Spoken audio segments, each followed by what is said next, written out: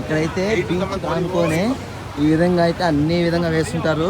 Relax అవ్వాలనుకుంటే beach అయితే చూసుకుంటూ హ్యాపీగా అయితే రిలాక్స్ అయిపోవచ్చు. ఒక్కసారి లోపలికైతే వెళ్ళిపోదాము.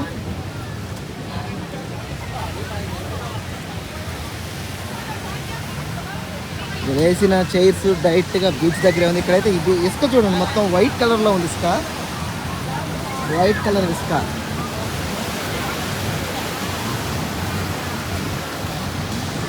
ఇదంతా కూడా ఇంకా ఐలాండ్లో ఉన్న బీచ్.